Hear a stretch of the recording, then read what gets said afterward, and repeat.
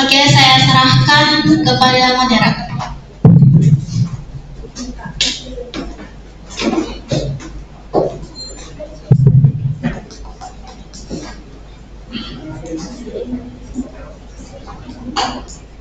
Baik, Assalamualaikum warahmatullahi wabarakatuh.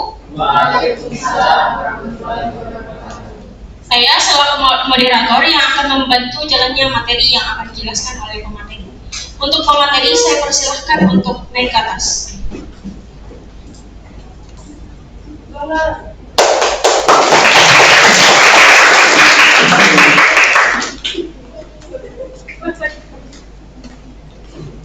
Oke, pertama-tama saya akan membacakan biodata dari pemateri.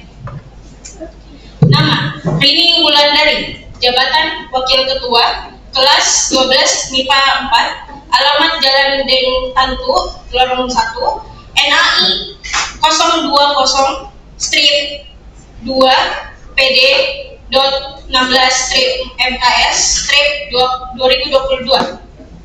Nomor telepon 085 395 922 686. Judul materi Miss MC. Baik, kepada pemateri saya persilakan.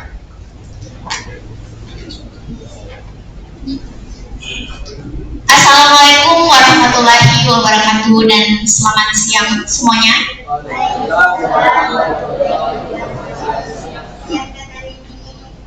Oke, tanpa berlama-lama lagi ya, materi saya itu judulnya Miss and Scene, tidak mudah membuat film. Sebelum saya memasuki materi saya, ini kita nonton dulu bersama-sama video cuplikan yang saya tampilkan.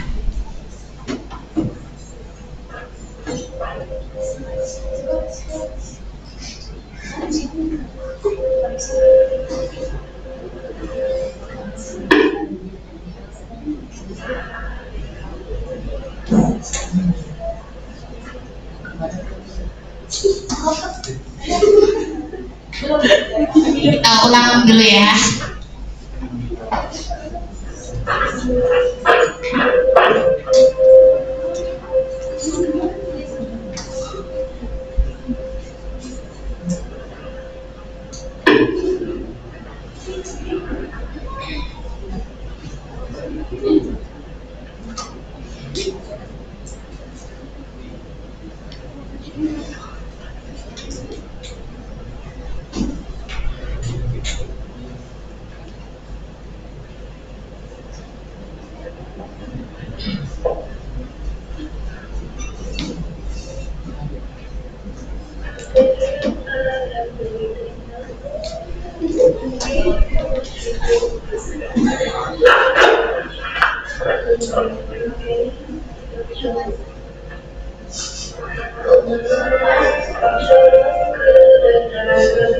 Oke, bisa tak?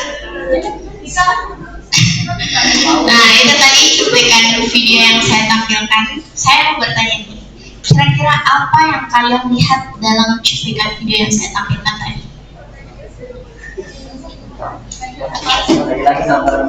Oke, laki-laki sama perempuan. Ada lagi? Siapa?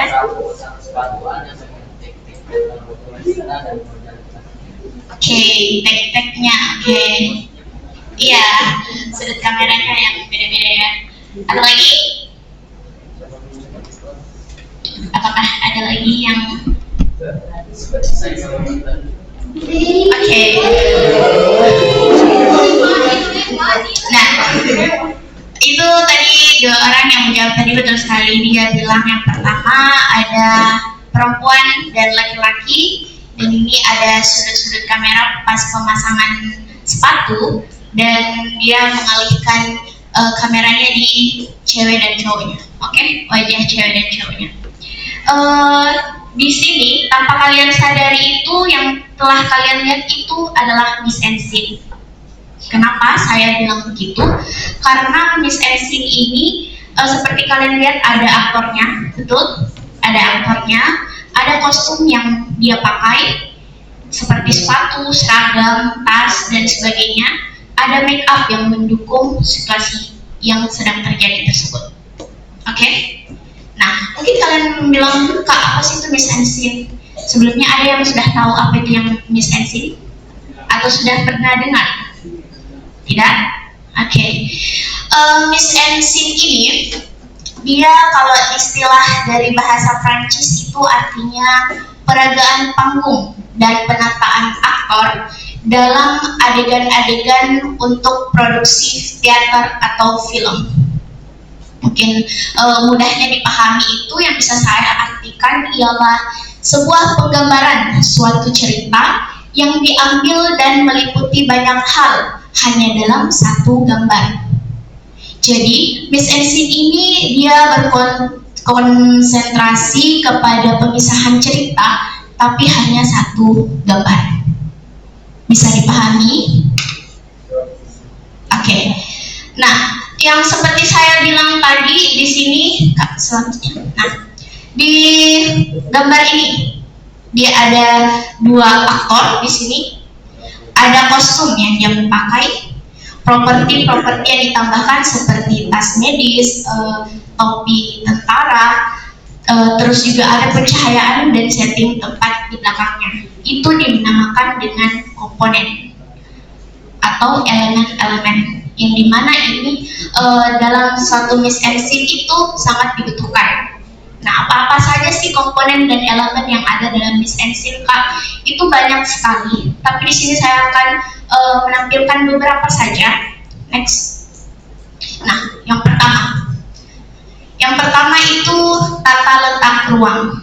Ini adalah salah satu komponen atau elemen mise en scene yang bisa dibilang penting, sangat penting. Karena kenapa? Sebuah aspek yang menentukan sebuah film bagus atau tidak. Oke. Nah, mungkin bisa dilihat ini, Pak. Nah, di sini sebelumnya dulu. Nah, di sini dia ada sebuah studio yang dia di sini sedang meliput. Di sini ada kameranya dan dia sedang meliput acara televisi. Betul? Di sini ada 3 orang dan juga ada pencahayaan dan tempatnya. Yang mana dibilang set desain atau tata letak ruang yang ini. Ruangan yang didesain agar mendukung beritanya. Apakah itu memang sebuah berita, perencanaan berita atau bukan? Kalian bisa tahu kan dengan set desain ini bahwa dia sedang menyampaikan sebuah berita, berarti karena set desainnya itu adalah berita. Bisa dipahami? Contoh lainnya juga next. Nah, di sini ada dia set desainnya itu rumah sakit. Bukan rumah sakit sih, salah satu kamar di rumah sakit atau kamar pasien. Oke. Nah, di sini dia rata-rata itu pakai studio. Tapi kita anak sekolah ini pasti kayak studio itu mahal kalau mau disewa, betul? Dan membutuhkan uang yang besar. Bagaimana caranya? Nah, misalnya seperti ini. Di dalam naskah itu kita ada set rumah sakit, betul? Ada set rumah sakit, tetapi kita ada kendala dalam pengizinan ke rumah sakit langsung. Nah, bagaimana caranya? Bisa di kita set desain tata letak ruang kita dengan memakai apa yang kita punya. Contoh, moving class. Moving class ini kan luas dan juga besar. Apakah ini cocok dijadikan rumah sakit? Tergantung dari set desainnya atau tata letak ruangnya yang kalian bangun. Kalian mungkin bisa mengambil setengah saja di sini, setengah dari ruang moving ini untuk dijadikan kamar pasien, agar naskah yang kalian sudah buat itu bisa dibangun melalui set desain yang kalian buat. Bisa dipahami? Oke. Selanjutnya, nah, yang kedua itu ada properti. Properti ini merupakan benda-benda tambahan yang mendukung situasi dalam peragaan teater maupun dalam pembuatan suatu film. Oke. Saya catat dulu.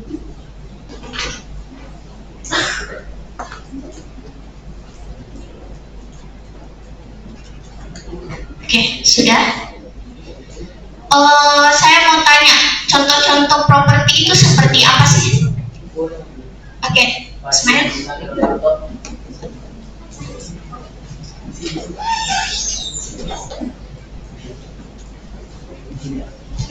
Contoh-contoh properti yaitu kostum yang digunakan oleh aktor.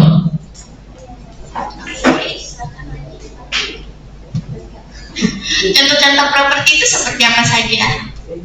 Seperti yang kayak yang tadi dibilang kayak tempat tidur, terus ya barang-barang, ya semua barang-barang yang mendukung dengan naskahnya. Oke. Nah, ada lagi? Sudah terjawab semua atau ada lagi yang mau menambahkan? Oke, saya rasa itu cukup ya menjawab semuanya, bahwa yang semua kalian bilang itu betul. Tetapi kalau untuk kostum sendiri dia ada bagiannya. Yang properti itu yang saya maksud itu seperti gambar ini. Dia selain kostum itu dia ada meja, kursi, dan gelas yang dipegang. Dimana ini dia tampilannya itu sedang membahas sesuatu. Dan di situ sebagai pendukungnya itu pastinya tamu, kalau kita datang tamu di rumah kan dikasih minuman gitu kan. Nah itu gelasnya itu bisa dijadikan properti. Properti yang lainnya itu misal ID card kalian yang kalian pakai itu juga termasuk properti. Kacamata, topi, pulpen, tas, dan sebagainya itu merupakan properti yang mendukung suatu adegan. Oke, bisa dipahami? Saya akan menampilkan video lagi di sini. Silakan, Pak.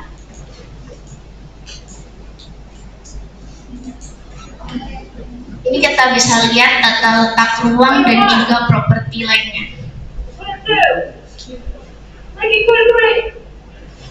Di bawah itu ialah behind the scene dari pembuatannya, dan di atas itu hasilnya.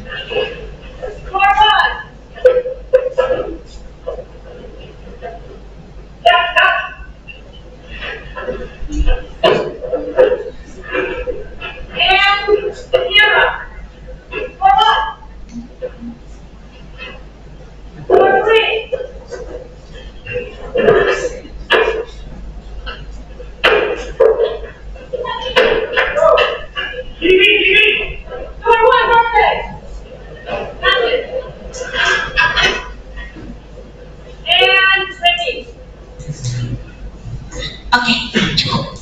Nah, sudah dilihat. Kalian mungkin biasanya lihat yang sudah jadinya. Tetapi di belakang itu semua banyak komponen-komponen atau elemen yang harus disatu padukan dan dilaraskan agar kita penonton yang melihat itu tahu bahwa oh ini dia berbeda waktu, oh ini dia berbeda musim, dan sebagainya. Tetapi dalam gambar ini dia hanya memakai satu ruangan, yang dimana itu diubah terus hingga menghasilkan sebuah video yang kalian lihat tadi. Oke, selanjutnya sebelah sini. Nah, yang ketiga ada teknik blocking. Nah, teknik blocking ini ialah suatu istilah dalam acting yang merujuk pada penempatan aktor dalam suatu adegan. Oke. Contohnya itu ada gambar yang saya tampilkan di sini. Nah, di sini. Biarkan dulu. Nah, di sini penempatan aktor. Mungkin kalian bingung, ini kok gunanya 3 kamera, ini apa? 2 aktor ini apa? Nah, bisa dilihat di sini ada 3 gambar di sini kan? Sudah selesai semua menulis? Oke, selesai. Di sini. Dia ada 3 tampilan yang berbeda. Yang dimana kamera ada 3. Kamera A menyorot pada orang yang di sebelah sini. Kamera B menyorot keduanya. Kamera C menyorot orang yang di sebelah sana. Oke. Nah ini apakah 3 kamera itu nyala atau tidak? Itu apa? Itu apa? Nyala atau tidak? Enggak? Nyala. Dia secara bersamaan atau tidak?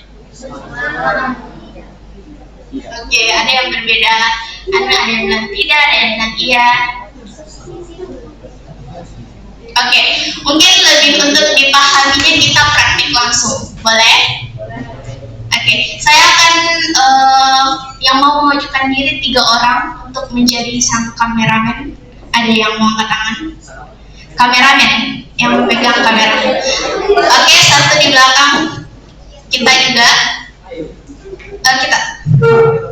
Siapa lagi? Satu orang lagi. Yang baju merah. Oke, silakan maju untuk tepuk tangan dulu semua. Oke, untuk 2 aktor yang akan ditampilkan itu saya akan mengambil pengurus harian yang ada Kak Cici dan Kak Alika. Silakan maju, Kak.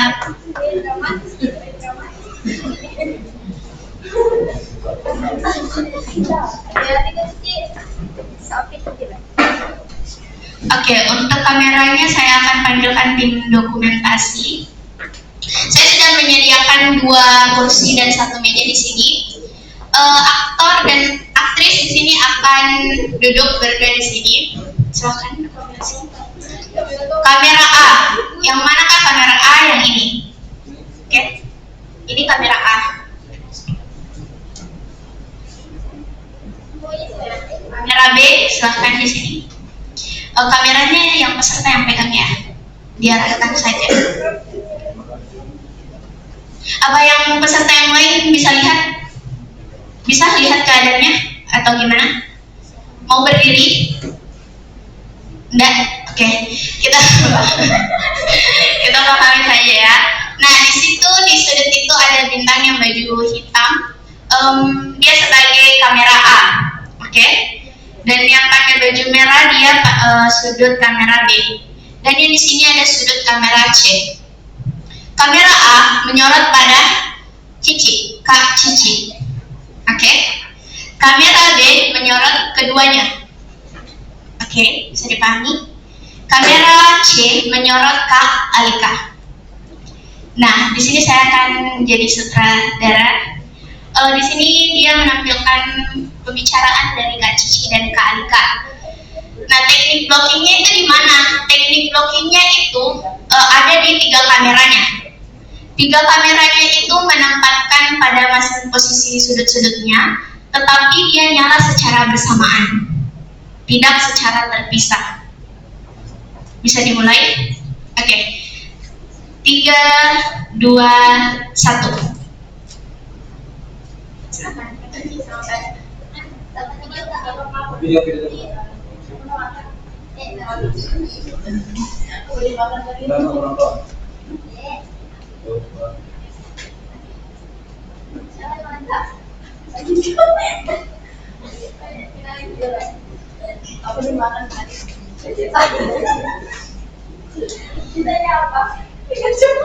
Oke, cut. Nah, mungkin secara secara langsung kalian tidak melihat teknik blockingnya itu di mana. Teknik blockingnya itu ada pada saat editing nanti. Kalian akan melihat bahwa 3 kamera ini kalau dipotong-potong nanti di editing, mereka akan menyatu atau realitas di caranya. Karena dia direkam secara bersamaan, tidak terpisah-pisah. Karena kalau kita terpisah-pisah cara merekamnya, itu akan merubah ekspresi wajah, suara, dan sebagainya. Bakalan tidak menyambung kalau kita membuat suatu film. Oke, dipahami? Oke, seperti itu. Silahkan kepada terima kasih. Kita juga kembali lagi. Oke, itu tadi teknik blocking. Selanjutnya, nah, yang keempat itu ada lighting, pencahayaan. Yang dimana ini sumber cahaya yang diatur sesuai dengan ketentuan dalam naskah dan sutradara.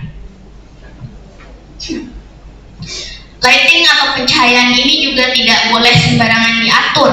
Harus memang sesuai dengan ketentuan dan apa yang kita butuhkan.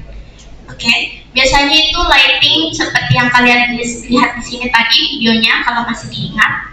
Dia itu ada menampilkan lighting di jendelanya, di samping kiri kanannya, di semua lighting yang mendukung bahwa suasananya itu seperti apa.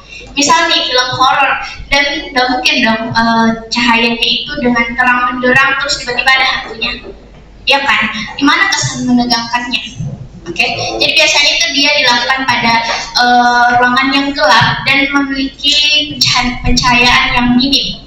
Maka itu akan mendukung suasana juga, suasana dalam film yang kita tonton. Tapi di Pandu ini pencahayaan atau lighting ini juga kita tidak terlalu sering memakainya, bahkan ya tidak terlalu sering memakainya karena kita itu merekam pada siang hari biasanya, pagi sampai sore biasanya kita merekam. Karena kita membuat naskah juga itu kita anak sekolahan, betul, anak sekolahan yang dimana itu dia pada pagi hingga sore hari. Oke, next. Nah, ini ada bermacam-macam lighting di sini. Nah, lighting juga ini bisa dibilang harganya mahal, ya, bukan lumayan tapi mahal untuk sebuah lighting.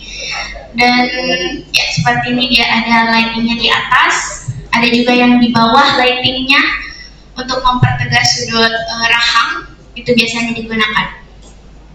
Oke, next. Kostum dan make up. Nah, ini elemen pendukung dalam pembuatan film guna merealisasikan suatu karakter. Kenapa saya bilang pendukung? Karena setiap film atau video yang kita nonton itu kan pastinya harus disesuaikan dengan kostum dan make up yang dipakai.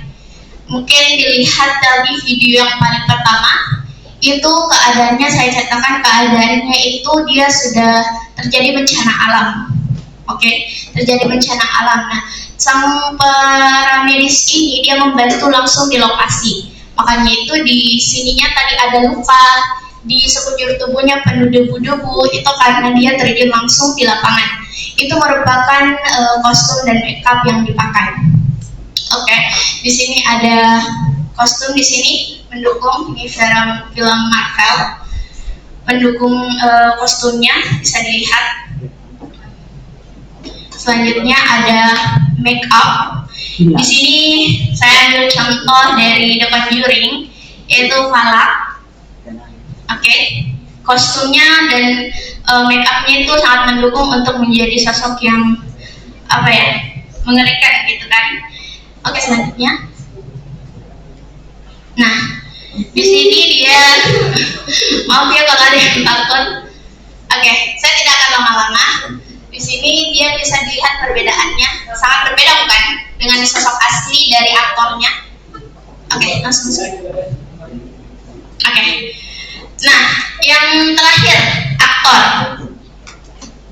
Aktor ini orang yang memainkan peran atau karakter dalam suatu tokoh yang ada di dalam film di sini ataupun di dalam naskah. Nah, aktor ini juga merupakan salah satu elemen paling pendukung atau komponen paling pendukung, karena di dalam sebuah film dan video itu tidak mungkin kan kalau tidak ada aktor atau aktris yang memerankannya, betul? Karena bagaimana naskah tersebut mau hidup atau cerita tersebut mau hidup kalau tidak ada aktornya. Menjadi seorang aktor juga itu tidak mudah, karena sebelum filming kita atau pengambilan gambar sebelum jauh-jauhan sebelumnya itu kita sudah dilatih bagaimana memerankan suatu karakter atau peran tersebut. Bahkan ada yang pernah saya baca, seorang aktor dia masih terlarut-larut pada karakter yang sebelum dia perankan, maka itu dia tidak mengambil job apapun selama bertahun-tahun ataupun berbulan-bulan, karena dia masih menjiwai karakter atau peran yang dia mainkan di suatu film. Jadi sangat tidak mudah menjadi aktor ataupun aktris. Oke, next. Nah, di sini ada aktor aktris yang ada di berbagai negara di sini. Oke, jadi mungkin kalian pikir kok dalam sebuah drama mungkin kok itu terus ya aktornya dan aktrisnya, kenapa tidak beda-beda?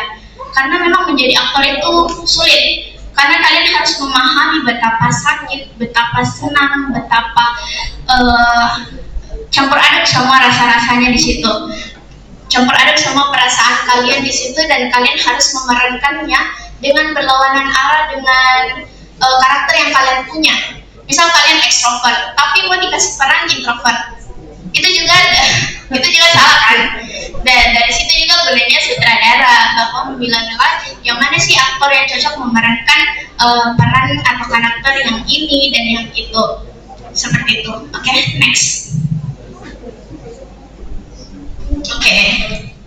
Nah, di sini Miss Ensin. Miss Ensin ini kalau dalam istilah teater, dia itu sebuah peran. Kita harus tahu apa yang kita masukkan atau dan kemana kita harus membawakannya di dalam panggung, di atas panggung tersebut. Kalau di dalam film, kita itu harus mengatur bagaimana kita menselaraskan beberapa komponen yang berbeda-beda menjadi satu dalam satu gambar. Oke? Bisa dipahami Miss Ensin itu? Bisa? Oke, jadi kalau kalian bilang, Kak, jadi yang selama ini saya nonton atau yang saya lihat tadi cuplikannya itu adalah Miss Ensin? Ya, semuanya itu adalah Miss Ensin yang kalian lihat dalam film maupun video. Oke, mungkin itu saja materi dari saya. Dimulai dari kalau misalnya ada yang mau menghubungi, bisa. Oke, Assalamualaikum warahmatullahi wabarakatuh.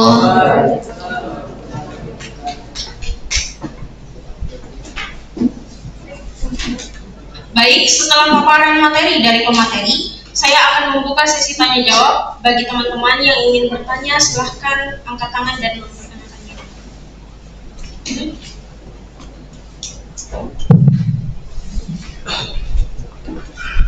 Assalamualaikum warahmatullahi wabarakatuh. Perkenalkan, nama saya Rehana dari kelas 10C. Saya ingin bertanya, kalau di Pandu itu untuk mengeluarkan properti itu kira-kira berapa biaya yang dibutuhkan? Terima kasih.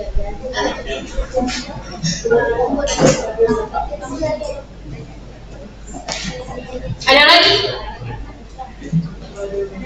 Ada lagi. Siapa yang tidak ngerti? Ada lagi? Langganan.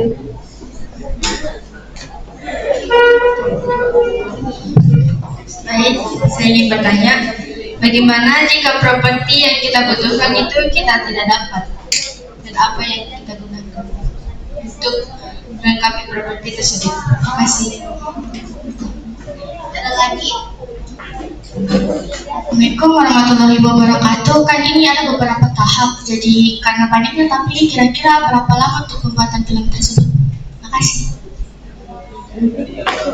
Masih ada?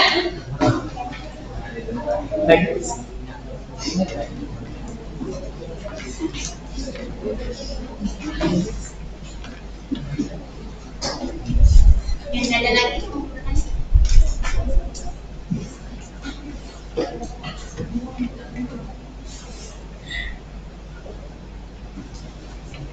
Oke, nah yang pertama itu biaya kalau dalam Pandu digital, betul?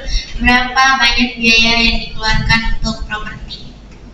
Sebenarnya ini kalau di Pandu digital sendiri itu properti kita pakai yang ada di lingkungan sekolah saja, karena kita rata-rata membuat naskah itu tentang anak sekolahan, yang dimana itu anak sekolahan tidak butuh yang properti yang macam-macam. Paling itu kita dalam video pernah ada kacamata kita pakai pernah, dan juga yang hal-hal umum yang bisa ditemukan di lingkungan sekolah itu kita pakai kalau di Pandu digital. Jadi untuk harga propertinya itu kita di Pandu digital selama ini belum ada. Itu tadi yang saya bilang contoh propertinya itu sebagai contoh saja. Kalau memang ada misal properti yang dipunya secara pribadi itu boleh dipakai kayak gitu. Oke. Yang kedua itu bagaimana kalau tidak ada properti. Kita ini di naskah itu biasanya kita sudah tulis memang properti-properti apa saja yang kita butuhkan. Dan sebelum kita mau filming, kita akan cari properti itu ada atau tidaknya. Nah, kalau tidak ada, kita ganti sebelum kita filming, atau kita revisi naskah kita, atau kalau tidak kita usahakan cari bahwa ini properti memang harus ada. Ya udah kita cari, kita pinjam, kita pinjam di teman-teman dan sebagainya. Seperti itu. Yang ketiga itu berapa banyak tahapan yang dilalui sebelum filming. Itu tadi pertanyaan ketiga ya. Untuk berapa lamanya itu tergantung. Tergantung. Kalau di pandu digital itu kita biasa ada deadline masing-masing. Itu akan dibahas di pertemuan selanjutnya. Kita tahapannya itu ada beberapa tahapan, dan juga di tahapan tersebut kita mempunyai deadline. Masing-masingnya ada deadline. Jadi kalau dibilang berapa lama sih Kak, itu tergantung. Bisa 2 minggu, bisa 1 minggu, bisa 3 hari, maupun bisa 1 hari. Oke, tergantung seberapa susah proyek yang kita ambil ataupun mudah. Seperti itu. Bisa 3 orang tadi yang bertanya bisa dipahami? Oke, mungkin itu. Oke, saya kembalikan kepada moderator. Baik, setelah sesi tanya jawab ditutup, selanjutnya saya akan mempersilahkan notulen untuk membacakan kesimpulan. Baik, jadi saya akan menyimpulkan materi keempat pada hari ini. Mise en scene adalah sebuah penggambaran suatu cerita yang diambil dan meliputi banyak hal dalam satu gambar. Mise en scene dalam teater itu kita harus memperhatikan apa-apa yang perlu kita masukkan dan gunakan pada saat kita tampil. Untuk dalam film kita harus memperhatikan apa-apa yang kita perlu selaraskan dari komponen-komponen mise en scene dalam satu kali pengambilan gambar. Adapun komponen-komponennya, yang pertama itu tata letak ruang, kedua properti, ketiga teknik blocking, keempat pencahayaan, kelima kostum dan make up, keenam aktor. Sekian dari saya kembalikan kepada MC, kepada moderator.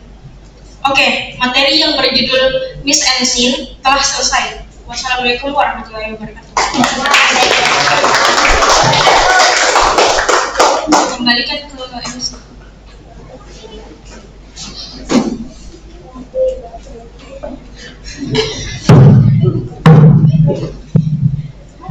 Oke, itulah tadi materi keempat kita yang disampaikan oleh Rini Wulandari. Semoga setiap candu dapat memahami dengan baik.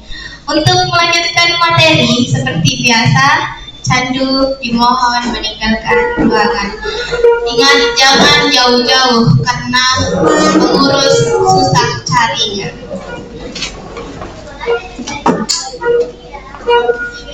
Semangat satu materi mami, semangat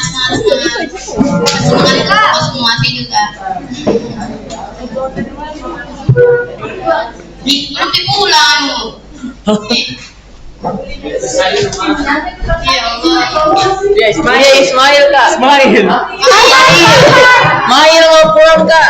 Mail mau pulang. Saya lagi. Pengurus diharapkan untuk cepat bergerak merolling. Pengurus tolong cepat rolling. Pengurus cepat.